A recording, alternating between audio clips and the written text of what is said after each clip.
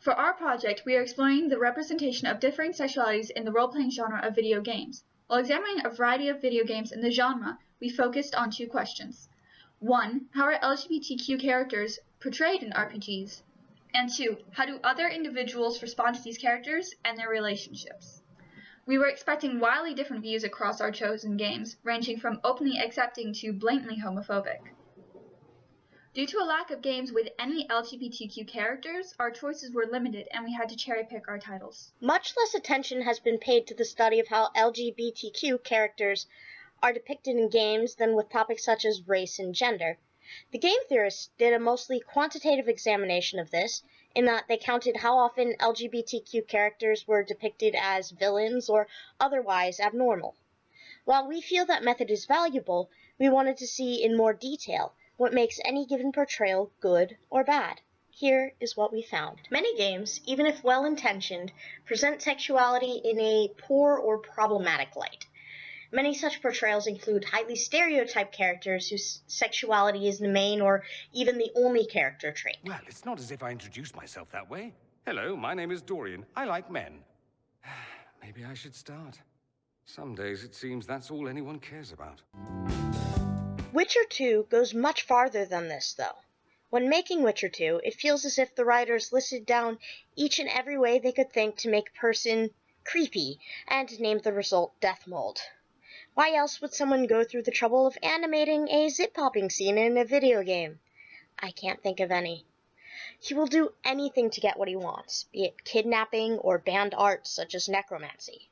According to one of the developer diaries, they specifically chose a voice which the player would find disturbing. Scoff all you want, I speak of magic! The kind of spells that win wars. Thousands incinerated in seconds! Ah! Oh, and he owns a sex slave. Male, of course! Depictions like this, where homosexuality is only used to emphasize character flaws, are highly damaging. The use of exaggerated stereotypes is another common tool for presentation and misrepresentation. The Magypsies of Mother 3 illustrate this quite well. While being described as neither male nor female, they have male features with an over-the-top feminine personality. For example, they have many hearts added to their lines. They also dress in a very clownish form of skag, which actually serves to amplify their powers. At one point in Mother 3, Lucas encounters a Magypsy who helps Lucas unlock his true power. It is unsubtly suggested that this happened through the Magypsy raping Lucas. After this, the game states that Lucas's hidden power is unlocked and he gains a new magic ability. This could be interpreted as Lucas realizing his sexuality, therefore understanding more about himself and unlocking hidden powers, but the matter objectionable. In Final Fantasy VII, the main character Cloud is put in a situation where he must dress up as a woman in order to enter a club and progress through the story. The sequence where Cloud gets his dress is filled with different stereotypes of gay and transgender men, which are overdone to absurdity. Additionally, at the end of the game, Cloud can go on a date. The only way to achieve a date with a guy is to earn 0 points in the game's dating mechanic. Therefore, the gay date is the player losing. The fact that these scenes are gags shows that society sees the possibilities as so ridiculous that they are funny. This perpetuates the idea that being anything other than heterosexual is abnormal. Kuja, a male villain from Final Fantasy IX, is extremely theatrical, vain, feminine, and mentally unstable. While he embodies a number of exaggerated stereotypes, it is revealed that he intentionally developed all of these traits, except for his insanity, in order to set himself apart from the others of his carbon copy kind.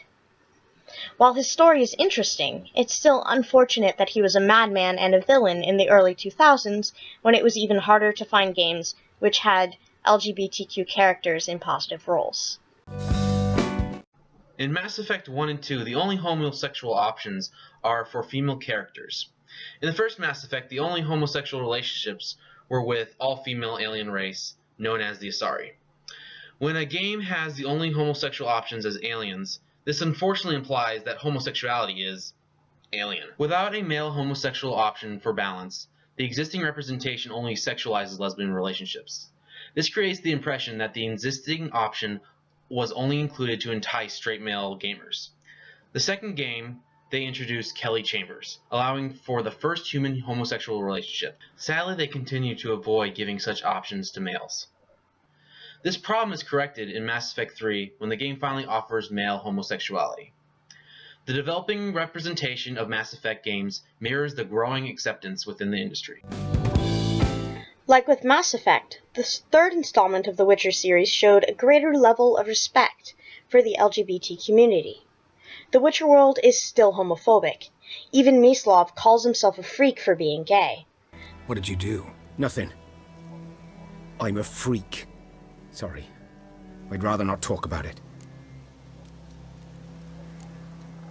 I'm a freak too. Aye, but of another kind. But he is a talented individual with a role in his society. If you ask him, he will tell you about his doomed love affair and the trouble it caused, to which you can either reply, "I'm sorry," or "let's go." The scene is respectful and very well done.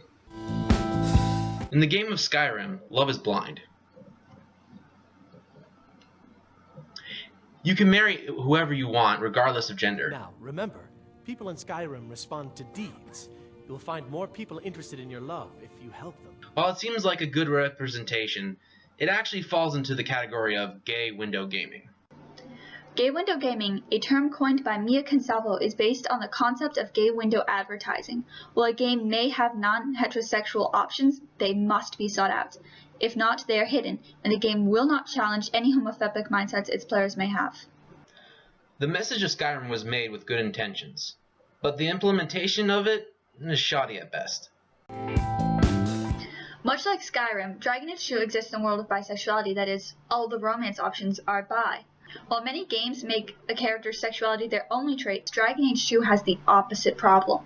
It completely divorces sexuality from character, thus making the sexuality appear as only fan service to the players. In Dragon Age Origins, 2 of the 4 romanceable party members are bisexual options. Additionally, there are a few possibilities for one-night stands, which are available regardless of your character's gender.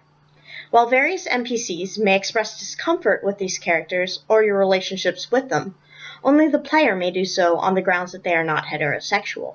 You are a most intriguing man, but if what I represent makes you uncomfortable, well, it would be better for both of us to know that now, yes? For all of your party members, their sexualities are just a small aspect of their well-rounded personalities and do not define them. While Origins and its success presented a world of complete acceptance in regards to sexuality, Inquisition instead created a nuanced view that more accurately reflected the real world. The extensive world already established in the previous 2 games, Inquisition was able to create different cultures that held a variety of viewpoints, ranging from Ferelden, where such relationships were considered the norm, to Tevinter, where it is perfectly acceptable to use magic in order to forcibly change a child's sexuality. He taught me to hate blood magic, the resort of the weak mind. Those are his words.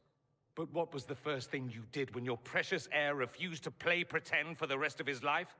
You tried to change me. Similar to Origins, several of the romance options are locked in regards to the player's gender. There exists 1 gay, 1 lesbian, and 2 bisexual options, with no companion making any derogatory remarks should you choose any such relationship. Through our research, we have found a variety of depictions of non-heterosexuality. Though many games are still struggling to find a balance palatable to their audience, there have been significant strides in recent years. Many newer games not only avoid harmful stereotypes or treating LGBTQ characters as jokes, but actively embrace the subject. As in Inquisition, The Witcher 3, and Mass Effect 3, LGBTQ characters are being included, with significant screen time and plenty of compassion. RPGs are showing a building acceptance of differing sexualities that speaks well of the growing place such fans have within the community.